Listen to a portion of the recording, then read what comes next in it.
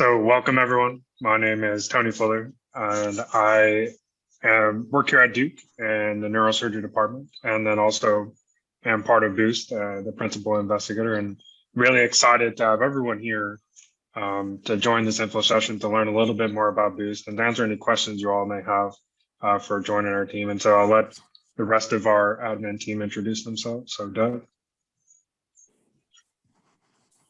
I am Doug. I'm program director and former Boost parent and Boost teacher. And glad you're all here. Thank you so much for taking your time.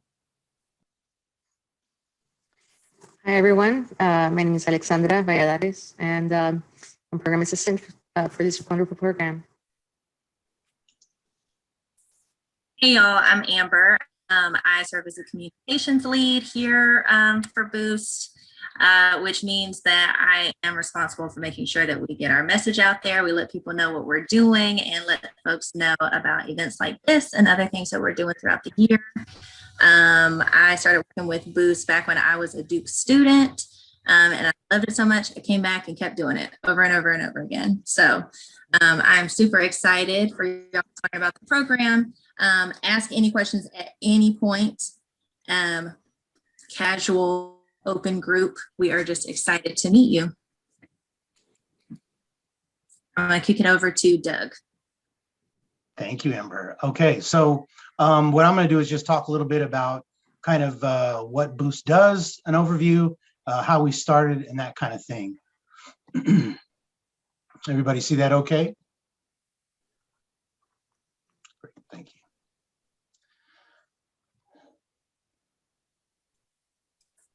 All right, so Boost, building opportunities and overtures in science and technology. That's what we try to do, is basically crack open a window for young people to take a look at all the different kinds of sciences there are in the world. A lot of times we get a very narrow view of what's out there. I ask somebody what a scientist is, they tell me Albert Einstein. But we were founded by the late, great Dr. Brenda Armstrong, who was an amazing doctor and scientist and trailblazer. And you can watch several videos about her. There are links in our on our website about her, but she was pivotal in all of our lives here on this program. And even people who haven't met her and who have great opportunities that they're exposed to in this program are really living in her wake. She did great work within Duke, but she was a mover in terms of schools of medicine throughout the nation, and did various efforts here here in Durham, including the Durham Striders. And so the Boost team is basically made up of lots of different parts, lots of different folk who all work together in conjunction like a sports team. We all have a role to play, and we all are able to cover each other. A lot of times kids talk about this as a family or a community, because we really do build a relationship and rapport. So you can see the bald head dude there, that's the administrator, that's me. This was a science symposium a couple of years ago where in real life, we all got to come together and show what we had been doing all year. You can see coaches, and those are college age students, right? They could be undergrads, they could be grads, they could be PhD candidates, but all of them are focused in STEM. All of them are looking toward the world of STEM for their careers. And many of the folks in this photo are already doing it. And then you have a lead coach. The young man there, Joel, who was a lead coach this year, was a brand new coach in this photo, bright-eyed and bushy-tailed, but now he's in a leadership position.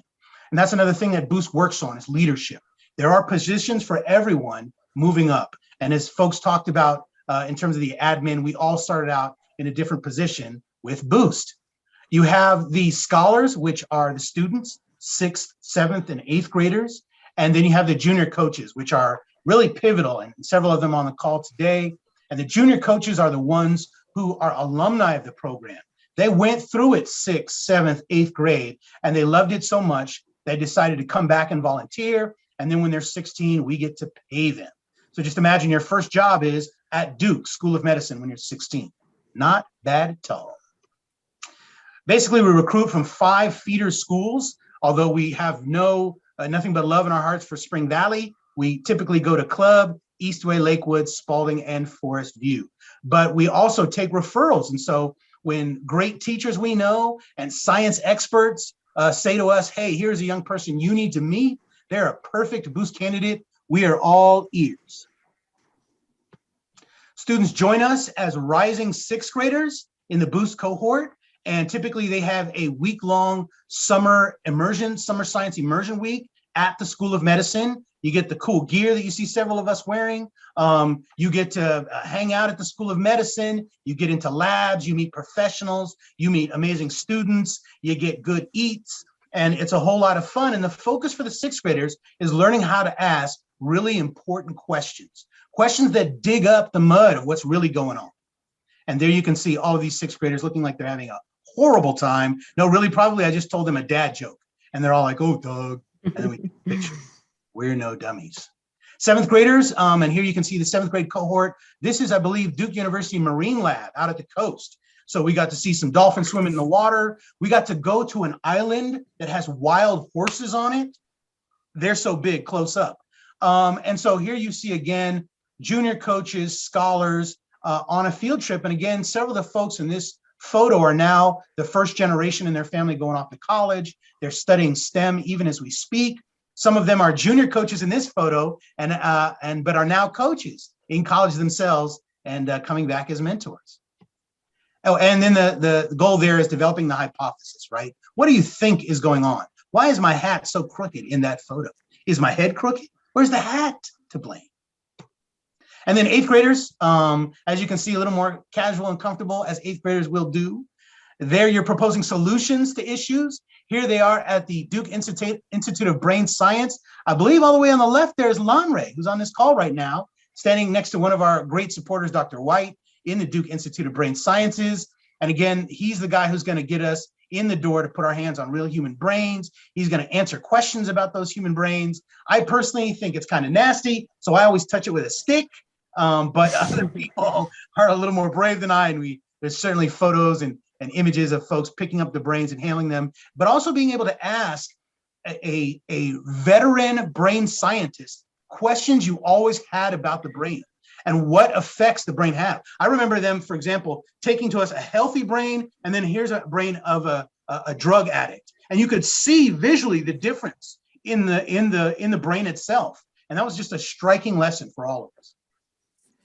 Eighth graders proposing solutions, and it's from the eighth grade group, the Double XL Boost group, that we find our next group of junior coaches.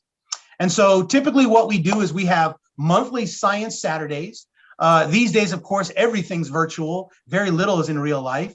And so we have these as virtual experiences, but you come together with coaches like G up here with the hat on backwards, and we get with groups like the Triangle Land Conservancy. And so we do explorations of STEM and also STEM opportunities that are in Durham.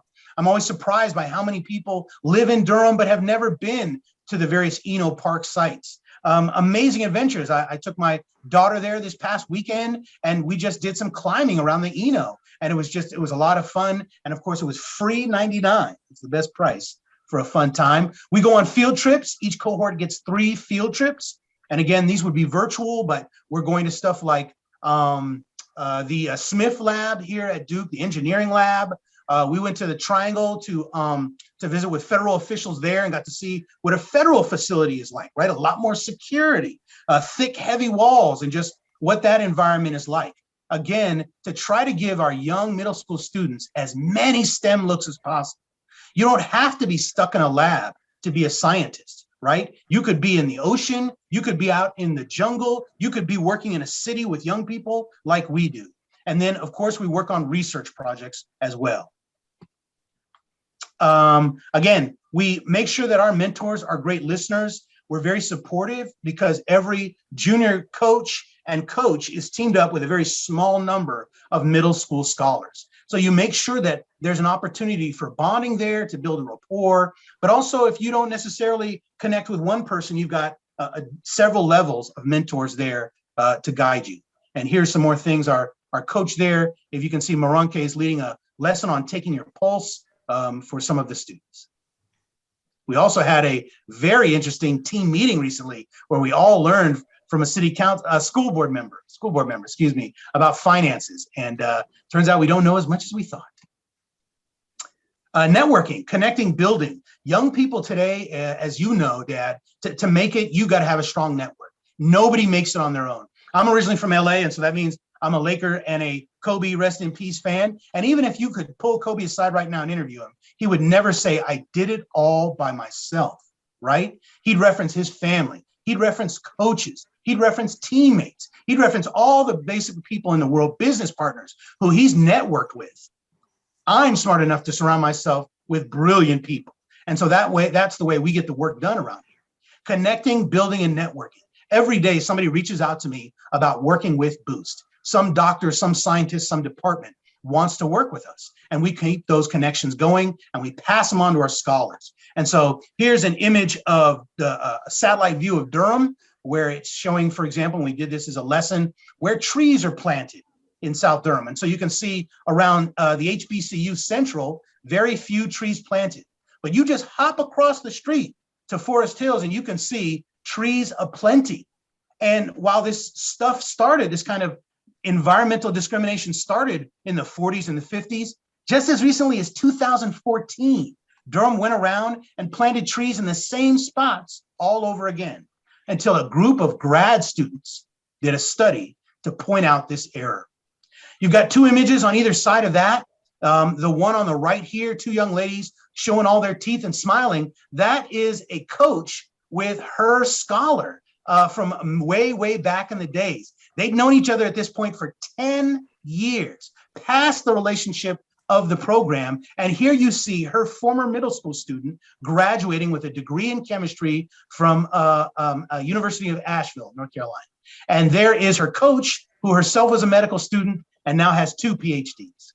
Very impressive, that connection that they made, Natasha and her coach. And then over on the other side here, you have two former scholars, former junior coaches who themselves are both first gen in college. And actually, Abdur Rauf was walking down the street in New York outside of his school, Columbia, and looked over, and there taking the tour was Pam Gonzalez, his former Boost mate. And so they ran over and snapped this photo and sent it to me. And again, I'm blessed because I'm always getting these photos and these texts and these emails from Boost students who are on and doing amazing things in the world, just sharing their experiences. And so that's what we do here at Boost.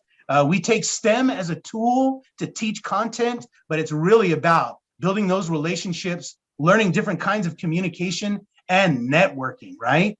And so the connection that our students form with each other, you know, obviously we like to have a good time, we like to play around, but also we're all high achievers. At least they are all high achievers.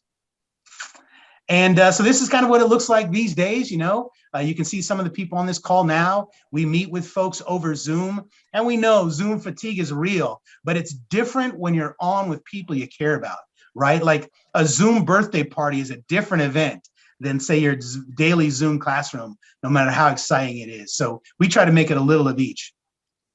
And then just as a shout out to ourselves, here is one of our former scholars and junior coaches, Amy, and who's that big smiley dude in the middle? She's sitting right next to in her class. That is the president, Joe Biden, who at the time was still vying for vice presidency, right? But you just never know what kind of connections, what kind of networking you can make.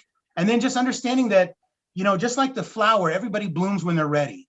I'm a parent too. I have 2 grown-ish children, and Lord knows, you know, there's this plan that you have for your kids and the way you think it's all going to go, and there's the way it really goes. Life doesn't always start here and then end in a straight line, but what we believe is, given the right opportunities and support, everybody can be successful and make it. And so that's what we try to do at Boost. Try to support you, provide you with opportunities, and you say to me, Doug, I want to be a chemist. Doug, I want to be an engineer. Doug, I want to be an artist. And we say, go ahead, do that thing. What can we do to support you? All right. So if there's any questions about that, I can certainly take them.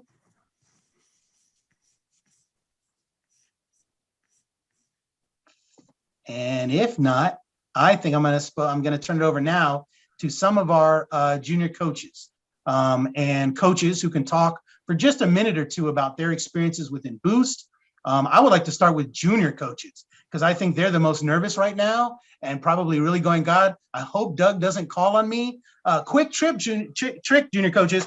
when the teacher begins to scan the room, there's two things you can do to avoid being called on. I'm a former school teacher. One is you immediately grab your textbook and you start desperately looking through the glossary for something very important that clearly shows you're studious. Or number two, as the teacher begins to scan the room, look directly at another student. Studies show the teacher will then follow your gaze and call on that student. Look, all the sheep can't escape the wolf, but you can. All right, I think with that inspirational note, I'm going to turn it over to Chidima. Chidima, please, if you would, talk to the people for just a moment or two about what Boost has done for you, or maybe some of your fun experiences with Boost. You just had to pick me. Good evening. My name is Chidima Oti. I am a JCIT for Boost. From my experience, I would say that the best part of Boost is the learning experience and the chance to build your character. By joining Boost, I was able to get out of my comfort zone and express my thoughts with more comfort.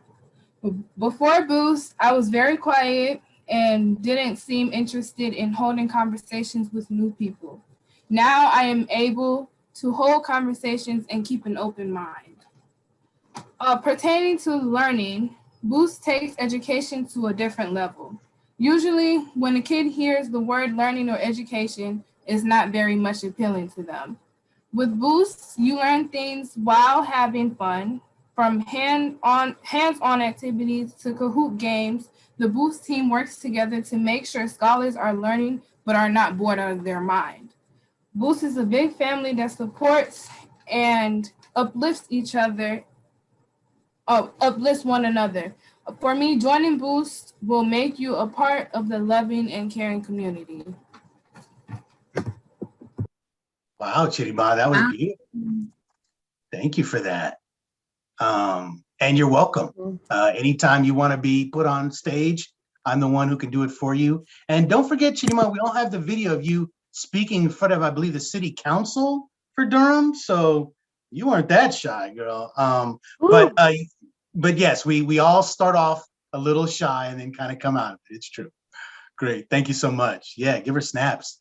Mackenzie, you are up to bat, my dear. Good evening. My name is Mackenzie, and I've been in Boost. Oh, I'm a junior coach for the 6th grade cohort right now. And I've been in Boost since I was in 6th grade. And I can really attest to that late bloomers thing that Doug was talking about, because I definitely was very quiet when I first started in Boost. But now I'm a junior coach, and I get to work with the scholars, and I get to kind of help them in the way that junior coaches helped me. And Chidima was actually she was part of the first cohort that I actually worked with as a junior coach. So seeing her now as a junior coach in training is really cool. And it's been a really cool opportunity. And I think that's what Boost really has done for me, has just provided another family and provided that opportunity to kind of come out of my shell and to have that extra support that I need at times, whether it be an application that I have, or I've had coaches that I work with and Doug show up to events at my school that I've been in and that I've participated in. So really just having that extra mentorship and leadership that I've been able to kind of have throughout just, I guess, high school and middle school has been really cool. And I think that is really what Boost has done for me, because now I am way more comfortable talking in front of people. I'm a lot more outgoing, and I'm more interested in science than I was when I started out, and like the logistics behind things. So yeah, I think that's what Boost has really done for me. Even as a junior coach, like I have the opportunity now, I help out with social media and stuff like that. So there's a lot that goes on behind the scenes that you really get to see as a junior coach. Thank you, Mackenzie, and we appreciate having you and the work that you do and the work that Chidima does. And it makes me feel good to hear you guys talk about it, because, you know, we put in work and we're grinding to make this program happen and raising funds and whatnot. And so it's good to see and hear from you what effect it has. I would have said that we were doing that for you, but it's good to have you say it. All right, how about next up, Jen, who looks like she just came on screen. Jen, is that the moon behind you or a cloud? That's The sun. it's the sun. You're right. That was a cloud. All right, get back there. Block that. Thank you, Jen. Thanks for coming out from the field. And as a lead coach, if you could just talk about kind of some of the same things. What has Boost done for you as a college student? Yeah, I'd love to talk about it. So I am Jennifer, and I am currently the lead coach for Double XL. I have been with Boost for going on 3 years now. And I don't plan on leaving anytime soon. I will be starting my master's in August, but I still plan on being a part of Boost. I literally have no complaints about Boost. It's been nothing but a blessing in my life. I've loved working with scholars, with eighth graders. I just absolutely loved it. Becoming a mentor, something that I wish I had growing up, something like I wish I had Boost growing up, to be honest. Because I have so many scholars that are becoming JCITs and JCs and then coaches and then going off to college and grad school. And it's like, wow, I played a part in that. And it's just so amazing to see, that hard work not go to waste. It's really good stuff. And people I really don't, no one takes it for granted. So I really enjoy being a part of Boost. I've learned a lot from the scholars. You're constantly learning. Just because they're eighth graders doesn't mean that they're not going to teach you a thing or two, because they will. But yes, I absolutely loved it. I love the field trips. Hopefully soon this pandemic stuff will be over and we'll be able to take trips again. But virtual trips are also great. So yes, I absolutely love Boost. Yeah, Boost. So that's all I got. Jen, I think with the Boost at the end, that's all we need. Thank you. But just beautiful, Jen. We appreciate you so much. And Jen, again, 3 years, at your age is a chunk of your life, right? I mean, and just thinking about that and just watching your development has been great. And we're so proud of you and your leadership. I know I've probably said it again, but I want to say it because this is being recorded so that it's down for all time. We really, really appreciate your leadership. And I use you as a model for other leaders in our program. So keep it up. You come a long way and you got a long way to go. Next up is Lonray. Lonray, if you would please take the mic and talk to us about your experience with Boost, please. Yeah, absolutely. Thank you, Doug. And my name is Olarinwaju Adisa, or Lonray for short. And I am a second year Boost coach. This is my second year in Boost as a coach. And I am a first year medical student at Duke. And I guess to start, I think the best part of my Boost experience so far has just been the community. I think since being here, I've just really gotten like a learning community where we laugh, a lot of laughing, we study, we explore together in a way that makes sense for everyone. And I think that's something that growing up, I wish I had more of, and being a part of Boost has encouraged me to, even in my big age, I'm still also, sometimes slower to contribute, but being in an environment that's really affirming and where, everyone is we're all in this together as far as learning together. And it's just been really humbling to be able to just guide really brilliant young people to ask questions and relate to science in a way that makes sense for them. And again, it's not just the science. I feel like it's almost the spirit of Boost. I think I remember from that first day, learning about the different, different ways we show up in a group, being a Tortuga or Pajaro, and realizing that, we all learn differently and we all experience things differently. And I just remember that day, feeling seen. And even now, even as things are going on Zoom, I really resonate with what Doug said, a Zoom like class or lecture is not the same as a Zoom meeting with Boost. I think it's definitely been just very encouraging, even now as I'm in medical school and things get busy, things get hectic. But I remember that even getting here was a lot of the encouragement that I got through Boost. And that's just a testimony to like the spirit of what Boost is. We really encourage and uplift each other. And again, like just constantly learning every single day and realizing that people ask questions differently, and that in itself is a way to learn. And yeah, it's just really changed my view on how learning goes. And it's just nice to have a network of people who support and actually care for you and see you. Wow, Lonray, you're gonna get me all choked up, brother. That was beautiful. Why are you not talking more in meetings? And it's a trip because we have these meetings and these trainings, and I don't ever know what sticks, you know what I mean? But it's great, Lonray. And then just again, it came to mind that, so you started Boost before medical school, and now you're in medical school. Just, man, God bless. Do you have any questions for us? I know we're shooting a whole lot of information. Jordan goes, nah, man, no more. Okay, because you can ask any questions of anybody here if you like. We do questions. That's part of the job. Jordan has been working with Miss Robinson. Yes. Greg Robinson. Yep, and she suggests that he has a brilliant mind and an aptitude for science. How does this go along with, he's about to transition from the 5th grade to the 6th grade in August. How does this go along with his curriculum that he's going to be introduced to, changing classes multiple times? Sure.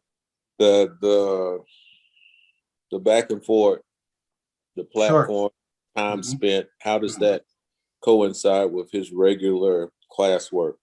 Sure. Well, just in terms of the timing, and if anybody wants to jump in, Chidima, Mackenzie, you're closer to these experiences than I, but all of our programming happening is on Saturday for one thing. So it'll never ever kind of wear him out on a school day. But we employed school teachers to design our summer camp. And as I mentioned, I myself was an elementary school teacher. And so we pay close attention to the standards, North Carolina standards. And so the sciences that he's learning will definitely, so in Boost, will definitely support his science learning in school. I think it's also, Jordan, going to make you a lot more flexible and kind of able to handle different situations, because you're going to be meeting people from all different kinds of walks of life, and you'll be able to relate with them in different ways. And I think for me, that's a lot of what you have to deal with going from elementary, where you always had one teacher who, you know, love them or hate them, they were your teacher and they were always there every single day, to middle school, where all of a sudden you got 4 or 5, if you're doing sports or band or anything, 6, 7 teachers and coaches. You know, it can be a whole lot coming at you at once. And I think Boost is a supportive kind of environment where you can work those skills. And as several people said here, they used to be what we used to call tortugas, like a turtle, you know, they were kind of shy, they would hide in their shell, but in working within Boost, they were able to learn to come out of that shell sometimes and express themselves. So I don't know if that answered your question, sir. Okay. Yes, the Saturdays, Jordan is in the Boy Scouts, and they also meet on Saturdays, and this is his first year in Boy Scouts, and he's working on merit badges on Saturdays. Is there a time and attendance involved with this, or would he be able to Zoom for a meeting if he actually wasn't able to get from point A to point B? Friday, we did a 10-mile hike that took 4 hours. Wow. We still have another 10 or 15 and a 20 before we get to marriage badge time. So that's merit badge. So that's 4 hours on a Saturday, generally 9 to 12. What time period and believe me, scouting isn't always 4-hour blocks. Sometimes it's a hour-and-a-half meeting and we're done. I'm trying to foreshadow to see scheduling conflicts. What time period on Saturdays are we talking about?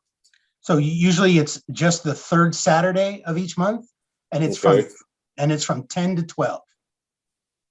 Third Saturday, 10 to 12. That's good. Yep. That's good. Yep. And as I said, many of our students are involved in sports or Boy Scouts. I was a Weeblo myself, or they're involved in church or cultural activities. So I know that, most folks have a lot on their plate. Amber, do you want to add something? Yeah, I just wanted to add something to the part about the curriculum. So while what our scholars are, learning with us here at Boost is not directly mirroring always what they're learning in schools, that's actually the beauty of it, because if there is something that Jordan is interested in schools, something that is just brought up as a very, very small part of the curriculum, Jordan can then go to his science coach and say, hey, we talked about this for like 2 seconds, but what is it? So it's a place where you can feel comfortable asking those questions that maybe you didn't feel comfortable raising your hand and asking in class, and then you can do an entire project around that. And you have a whole community of, PhD students, undergrads, folks who are in Duke hospitals practicing. You have all those folks who can say, hey, I actually know somebody who has a lab where you can explore this more, or I want to show you this thing. So it's really cool to do those deep dives. That's it. As far as the summer camp, what criteria goes along with the summer camp as far as the timing of the summer camp, the duration? Is it local? Is that actually participating in groundwork in a lab, or is it actually assisting with research? I realize sixth grader and research doesn't exactly go hand in hand all the time. Oh, you went. Yeah, well, we definitely do. We do citizen scientist work, but as of now, the entire program is expected to be virtual, at least for the first half of the season. We're under Duke rules, and right now there's no rules for us to gather in person, which is a limitation, but it's something that we're happily working around, and we're trying to push for, especially for some of our field trips that are outside, thinking that hopefully as the weather changes, as people get more vaccinated, that we'll be able to do that. And the Immersion Week should be in August this year. We're still working out some details. Again, the in-person versus virtual piece, but it will likely be virtual this year. And typically that's a week-long activity. In years past, obviously, when we were all in real life, it was an all-day thing. So students would come from like 9 to 5 for a week up here at the School of Medicine, and we'd be in labs on a regular basis, hands-on, pipetting, doing the various DNA with the strawberry, all those kind of like hands-on small lab pieces with the science to back it up, but then also doing some more, definitely not Coke and Mentos, but in that vein of like homemade science, there's some of that going on as well. And again, that is run by Durham Public School teachers, typically science teachers from DSA, teachers from some of our feeder schools. Am I the only one asking questions? Right now, yes, sir, you are. Okay, I didn't want to monopolize your time, but Jordan is, I know he's not going to be able to walk through the doorway after I tell him, but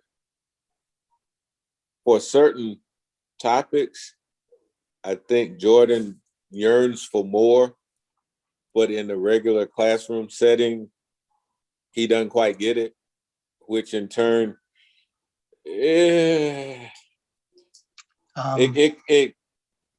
looking for more to feed him with. Yes, sir. And that's what we want to do. Again, I have 30 years plus as an educator on both coasts, but I always tell my students I was a steady C- student. I was totally checked out by high school. It took me 8 years to get my bachelor's degree, and not because I'm dumb or because I don't like learning. I think I didn't have the right opportunities. I didn't have the right support and encouragement. I got distracted by the wrong things. And so I'm proud to say that some of our best students I found in the office because they had their hand up the whole time in class, or they kept yelling the answers out and the teacher was just fit to be tied.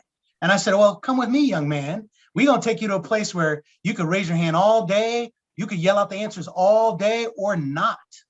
And so again, Jordan, I wanna just extend the hand to you, my brother. Like, this is a good place to be.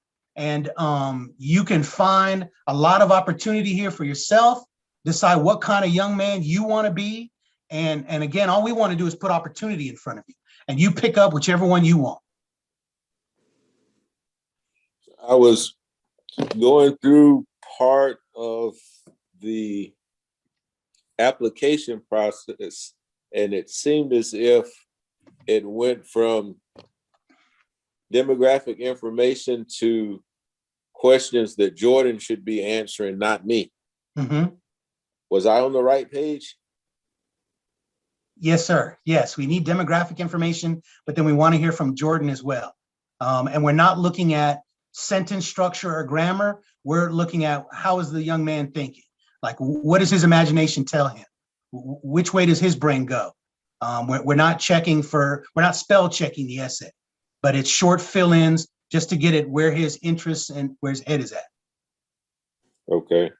And as far as the application process or the intake process, the deadline is the 12th?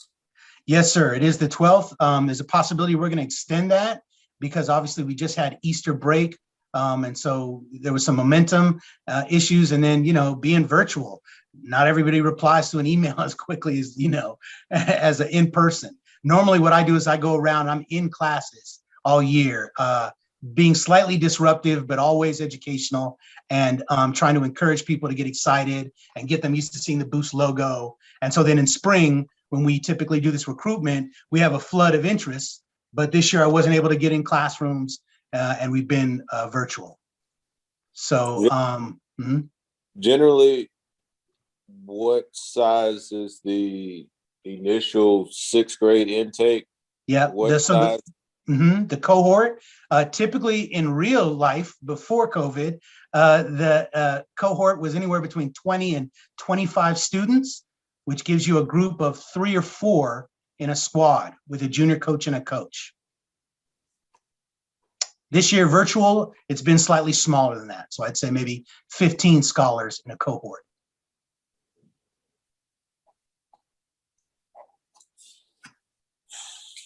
Okay. We'll finish the application tonight. Great, thank you. Half of the demographics is in, but I did have questions about the boxes that had just didn't seem to appeal to me. Right. But we'll finish the application tonight. Great. So glad to hear. And Greg Robinson is a longtime supporter, and we worked with her daughter. Her daughter was one of our Boost teachers for a while as well when she taught at Brogdon. So yeah, we're a firm believer in Greg Robinson. We do have one more little piece here. If there's no more questions, I see Sydney Williams is on as well. If you have any questions, feel free to ask them. But we do have one of our newer coaches, Ashley, who's going to kind of give a quick, Ashley, kind of look at some of the science that she's doing. So Ashley, when you want, go ahead and come off mute. Hi guys, so I'm Ashley. Can you guys understand me pretty well, or? Yes, we can, you're fine.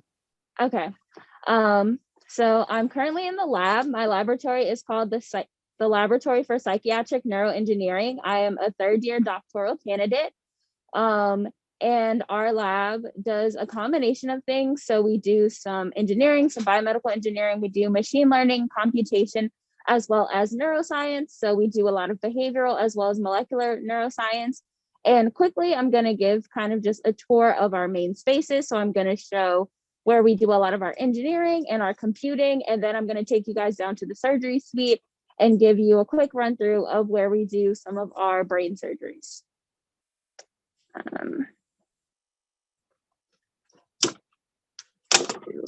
So here I'm showing our electrode building station. And basically electrodes are the devices we use to record electrical activity in the brain. So this is where I said that engineering component comes in. And we have our, we have our design schematics, as well as some of our other things that we use. So our actual platform encompasses electrical engineering as well as biomedical engineering. So we do some circuit wiring and things like that in the lab. There's really something for everyone. And then most of our room is computers, because that is a main focus of our lab, is that computing technology. And then quickly, I'm gonna run downstairs. And basically our overall goal is to change people's lives by addressing mental health concerns. So I work under a trained psychiatrist. His name is Kafu Jaraza. He is an MD PhD who trained at Duke. And everything in our lab goes back to addressing some kind of mental health disorder. And we study a lot of different things within the lab. Hey, Ashley, we do not have video right now. Is that on purpose? Yes, because I'm just in the elevator. Okay, cool. We'll go podcast mode. Anything else major? Yeah, so our lab, in terms of skill sets, we have people who do the molecular and behavioral neuroscience, and that's the end that I'm on. We have people who just do data science, so a lot of computer scientists, and then we do have people who work on new technologies, and that's a combination. I guess I work on that side too, of like the biomedical engineering, as well as just like straightforward engineering. So in undergrad, I studied biochemistry and mathematics at Hampton University, and I graduated in 2018, and immediately began my PhD work.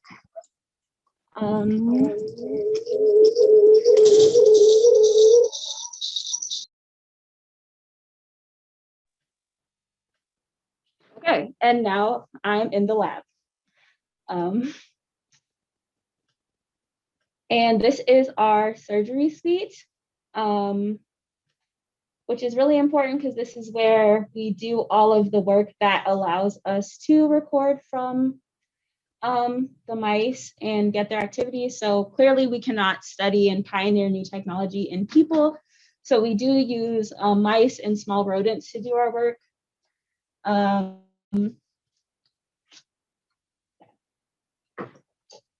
And here, this machine that I'm sitting at is called the Stereotax.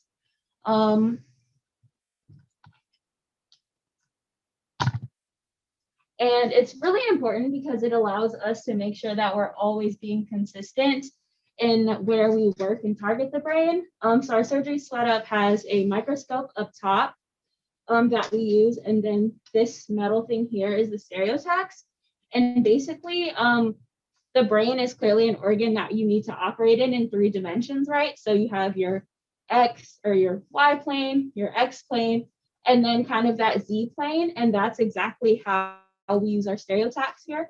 So this handle here allows me to move up and down, which is really important because there are different regions that are within the brain that sit on top of each other. So if I'm trying to target somewhere, they might have the exact same coordinates in terms of the XY plane, but where they're going to be at in terms of depth is different. And then these other handles here allow me to move in terms of the Z plane and the or the X plane and the Y plane. Any questions or anything like that so far? I have a question, Ashley. Yes. How close are you to creating a brain that you could put into a body that was dead and reanimate it? That is not at all what we are working on. That is completely unethical. And we are technically not close to that at all because we're trying to do that. Sorry, I just watched Frankenstein. I apologize. And yeah, does Jordan have any questions or anyone else on the? Anybody but Doug have any questions? Anyone other than Doug? Anyone who is not Doug have any questions? Okay, so kind of quickly to orient you to what I'm talking about, I'm sharing screen and I'm showing functional brain networks. And I know it looks insane. It looks kind of like those balls of string. And that's actually exactly kind of how the brain works, right? Everything is connected. All of these cells are talking to one another to allow us to perform complex tasks, to think creatively, as well as to like feel emotions, right? So the broader goal of my lab is to first map and understand and really define what does the brain activity look like when someone is happy, when someone is healthy, when someone is focusing and doing really well, and when someone is experiencing like being distracted. And then we're able to map those things onto ADD, ADHD, anxiety, depression, as well as other diseases and things like that.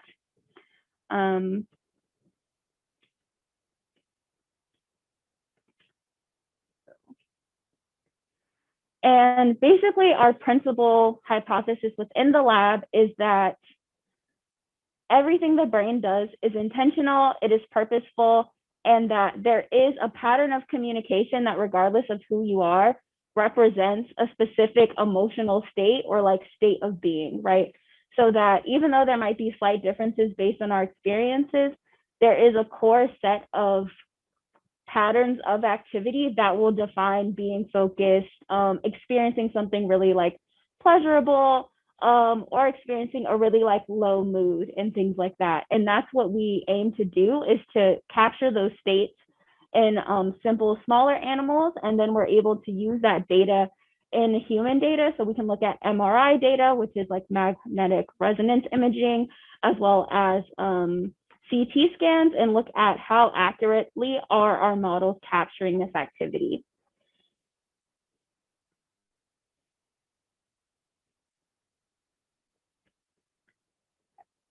Any questions? I know I went through that really fast because Doug said to be fast. So I'm happy to go over anything.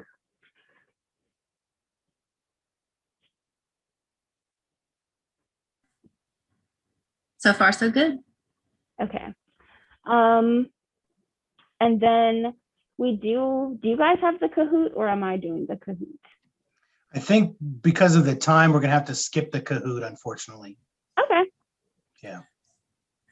I do have a question for you, Ashley. So you said that you use mice in your lab, and you've also said that you have performed surgery before, I'm assuming on said mice. Can you tell us what that is like, what you were looking for, what you were trying to achieve? Okay, yeah. So because of like Duke rules, I can't show any of the mice on camera, but like there are some mice that I've successfully performed surgery on. But basically, first things first is that we do take them through euthanasia, which is this kind of chamber here that my laptop is sitting on.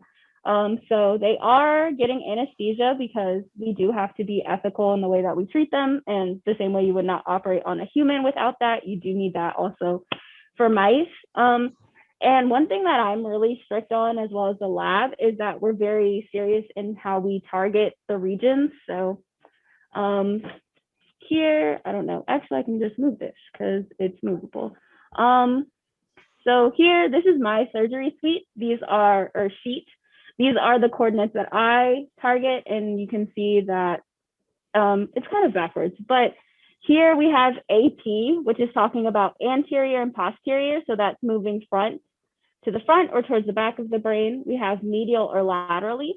So it's basically saying that in the same way, like a hemisphere or the equator kind of divides the earth, there's this midline of the brain.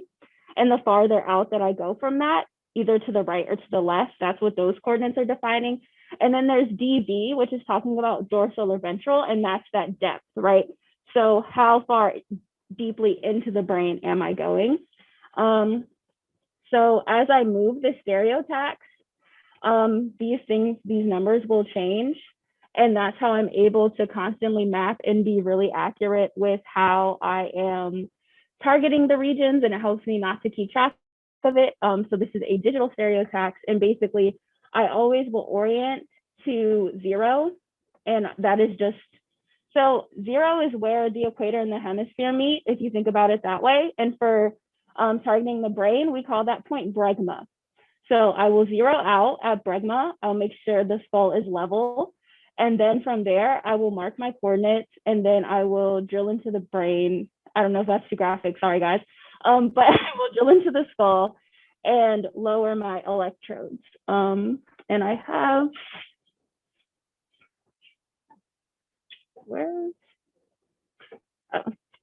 and this is an example of an electrode that I am working on right now implanting. And this is a technology that I worked on that allows me to infuse drugs or other substances directly into the brain at a specific target region. So I don't know if you can see, but there's like a white cap, and that is a cannula. So basically that is tubing that goes into the brain at the same points I'm recording at. And it allows me to then stick a needle and infuse drugs or protein or something, or virus even, directly into that site. And that's really important for some of the work that I am doing. Wow. Incredible. So I just want to point out, so Ashley is a first-year coach with Boost and has done a phenomenal job. And I also just want to say that, obviously when the pandemic hit, just like everybody else, we were very nervous about like, how are we going to still give people immersive STEM experiences in a virtual setting? This is how we have done it. We have relied very, very heavily on our community. Doug has literally gone to different labs, different community organizations, and said, would you be willing to strap a GoPro onto your head and just like take us around and show us how you do your work? And that's how we've been able to do it. But we are very much looking forward to the day when we can be back in person and we can visit the labs of folks like Ashley and other people who are in our community who are so generous with their time and their expertise. So that is definitely something to look forward to. So just want to leave a couple of seconds here. We only have 3 more minutes. If anyone has any questions, you are welcome to ask them now. I'm also going to post the application link in the chat so that you have that at the ready. And of course, if anything comes up as you're applying and you're like, I don't get what this is for. Like, why are you asking me this? Or any other feedback you want to give us, you can always email us.